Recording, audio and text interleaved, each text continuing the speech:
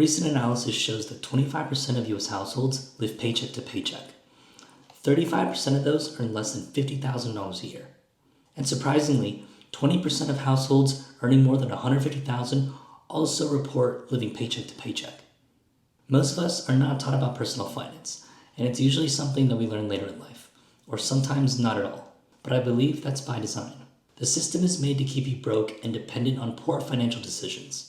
So here are 5 things to consider if you want to build a financially responsible future. Number 1 is to save and invest first and spend what's left.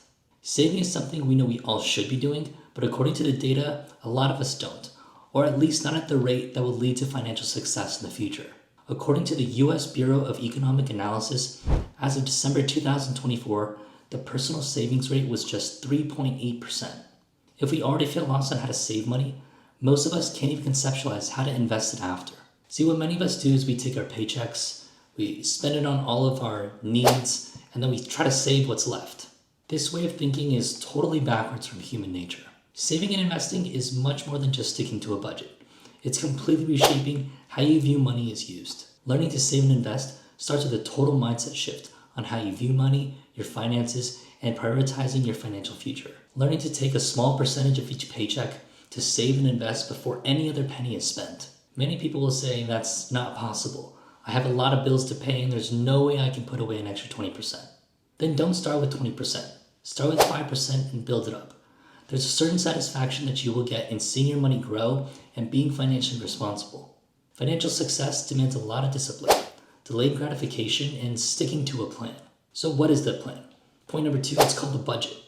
I know this is not anything mind-blowing or new, and I'm not about to tell you to stick to a 50-30-20 budget. But it's important that we learn what a budget is for, how to use one, and if we understand it well, then we can build a proper and sustainable one. A budget is not for you to look at the end of the month and see where your money went, but rather to tell your money where it's going to go every single month.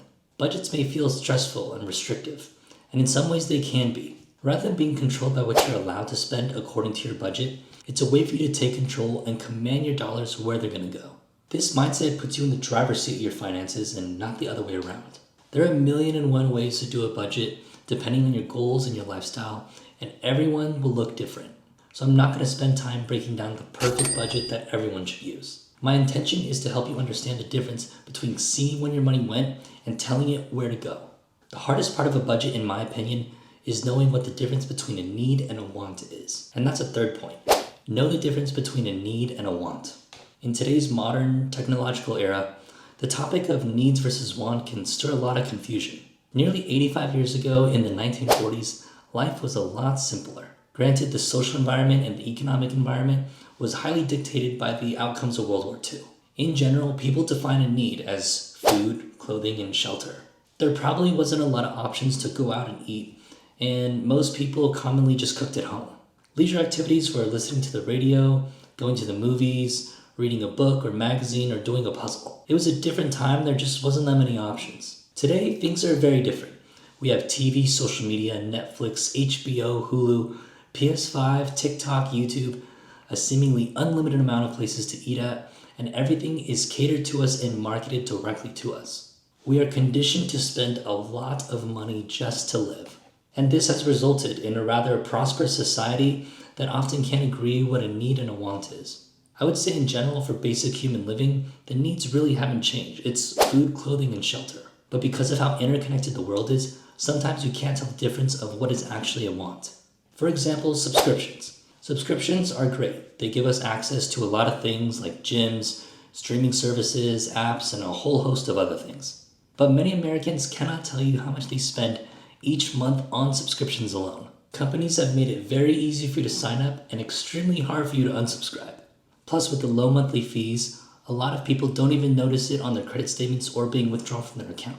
And we often justify why we need it. Granted, there is a lot of good that comes out of these things, and it is okay for you to take time to relax and spend time for yourself. But we do not need every single streaming service that's available. Social media and social gatherings have also perpetuated a certain type of FOMO that if we don't have access to these streaming services, we can't even join the conversation, furthering it feeling like a need. Next on the list is cars. The average car payment in America is $740 a month. That doesn't include insurance, gas, or other maintenance. New cars on average depreciate 25% in the first year. And to add on top of that, auto loan debt has officially outpaced student loan debt at $1.644 trillion. So essentially, we are financing vehicles on high interest loans that depreciate. Now, depending on where you live, cars are a bit of a necessity. I live in California, and it would be really difficult to get around without a car. Rideshare services have skyrocketed in price, and we don't have any good public infrastructure for public transportation. But with that said, you probably do not need a $750 a month car payment. There definitely is a need to get from point A to point B, but the type of vehicle and the payment that it costs is more of a want. We see others on social media who supposedly make the same amount of income as us, and we wonder, how come they can afford their car and I can't? But maybe the reality is that we're in a lot more debt than what social media lets us see. America has a huge debt crisis, not just nationally, but personally also. And that leads us to our fourth point, credit cards. According to recent data by LendingTree, the average amount of credit debt per person is $7,200 at an average interest rate of 21.47%. Credit cards are a topic that scares a lot of people. They've heard horror stories of people close to them or coworkers, family members that have gotten into piles of debt and ruined their lives. The trap of a credit card is it allows you and even encourages you to spend beyond your means. And of course, this is by design. It's how banks make money. It's so crazy to me that student unions and banks allow college students to get credit cards without having any job, any experience, and any form of income. And most people are not taught how to properly use one by their peers or even their parents. So if you are currently carrying a balance that's accruing interest, there's only two ways to get rid of it. Either A, you have to declare bankruptcy, or B, commit to chipping away at it and putting your credit debt in your needs part of your budget. Before I even knew what a credit card was, one of the best advice that I ever got was to treat it like a debit card. Never carry a balance and pay it in full at the end of each month. In other words, live within your means. But living within your means is a lot easier said than done, especially when you fall into the fifth point, which is lifestyle inflation. Have you ever got a raise at work or maybe a promotion, and actually on paper you're making more money? As your income increases, so do your expenses and oftentimes your lifestyle. You get a nicer car with a higher payment, more insurance, and premium gas. You upgrade your apartment, you eat out more, you spend more on yourself, and you treat yourself a little bit more often. And when you look at your debt to income ratio, or simply the ratio between how much you make versus how much you spend, you're in the exact same boat as when you made minimum wage. It would appear as though we upgraded our lifestyles, but our finances don't look any better than when we made less money. And this is exactly how you go from making $150,000 a year to living paycheck to paycheck. For every dollar you make, you spend $1.10.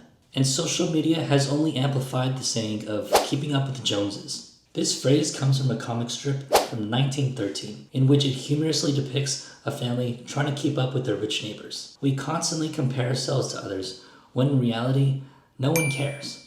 Now, all this to say, it's not that easy to create a budget, be disciplined, stick to it, and save and invest in the right things all the time. Because this concept kind of goes against human nature. We prefer instant gratification, acceptance, and an overall feeling of affirmation that we are doing the right things and living the right way. We don't want to feel as though we're wasting our life, not experiencing certain things, even if it means our financial ruin in the short term. We don't spend on credit cards because we're dumb. We're trying to justify our purchases and find internal satisfaction, even if it means it's not the best decision financially. I believe that this issue always goes much deeper than just money itself. But I also believe if you grow the muscle of discipline, you will have more long-term sustained satisfaction in your financial decisions in life. It's easy to swipe and make impulse decisions, but I believe fulfillment can be found by choosing to do what's hard and seeing the positive results on the other side. If this video was helpful or insightful, please consider subscribing or liking, and I hope to see you on the next one.